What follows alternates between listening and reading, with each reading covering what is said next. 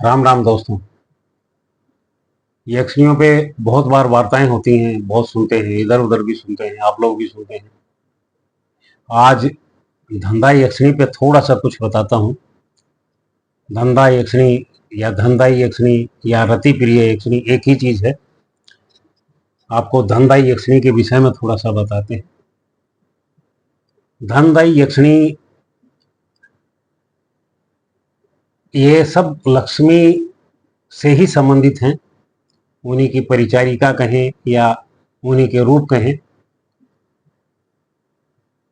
जितनी यक्षिणियां हैं उन सब में धंधा यक्षिणी सबसे बड़ी साधना मानी जाती है। इसका बड़ी से मतलब है कि इसका मंत्र भी बड़ा है, इसका विधान भी बड़ा है। यहाँ जो मंत्र बांटते हैं वह मंत्र नहीं है, मंत्र इसके दूसरे होते हैं।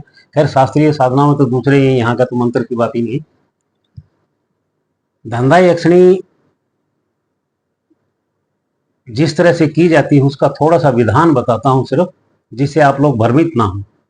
यहाँ मैं मंत्र तो नहीं देता हूँ किसी को कुछ भी, सिर्फ मैं वह ज्ञान देता हूँ जिससे कि व्यक्ति गर्त में ना जाए, जिससे व्यक्ति भ्रमित होकर के कहीं पैसे ना पूछे। यहाँ लोग पैसे ले लेते हैं, देते कुछ और हैं, बताते कुछ और हैं, फिर लटकते हैं। मैं इसलिए इसको थोड़ा सा बताने की मन में आई कि थोड़ा सा बताया जाए। धंधा यक्षिणी कर न्यास कवच स्तोत्र और मंत्र, यह इस तरह का एक विधान है जिसका जो शुरू का विधान है, इसका ध्यान, फिर इसका कवच, फिर इसका स्तोत्र पाठ है। ये सिर्फ इतने से में ही तकरीबन पौना घंटा खर्च होता है। 45 मिनट का यही सब रहता है।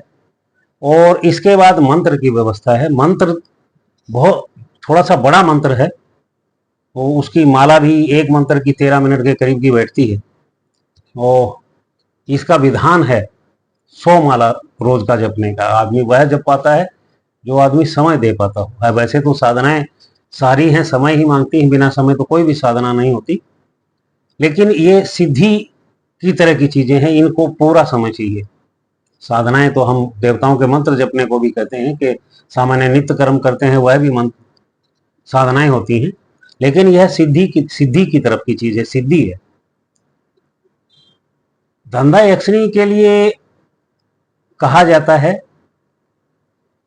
कि यह पूर्व जन्म के पाप नष्ट करती है,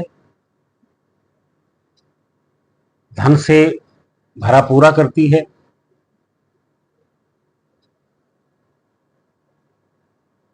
जीवन के अंदर एक उन्नति की और प्रगति के लिए तैयारी कराती है। और सबसे बड़ी चीज है कि ये पापक कर्म जो नष्ट करती है, वह सबसे बड़ी चीज इसके अंदर है। कोई भी यक्षिणी या कोई भी सिद्धि पाप नष्ट नहीं करती, लेकिन धंधा यक्षिणी जो है वह पापक कर्म भी नष्ट करती है। जो पूर्व जन्म के हमारे पाप हैं उन पापों को भी नष्ट करती है।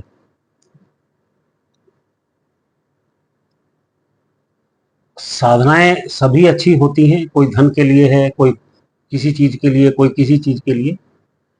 लेकिन साधनाओं के विषय में समझ करके अगर व्यक्ति शास्त्रीय तांत्रिक है कोई, वह व्यक्ति जो मंत्र देता है वह सटीक होते हैं। साधनाएं गुरु शिष्य विषय ही होती हैं। जो जितना सक्षम गुरु होगा, जो जितना जानकार होगा, वह उतनी बढ़िया चीज देगा आपको।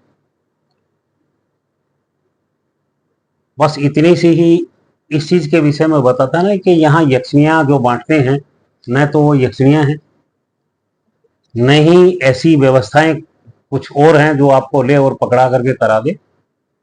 सभी चीजों में समय लगता है। और धंधा यक्षिणी के नाम पे तो लोग भरमाते हैं कि करा देंगे, लेकिन वास्तव में धंधा यक्षिणी एक बहुत बड़ा विषय है जिसको समझने में समय लगता है।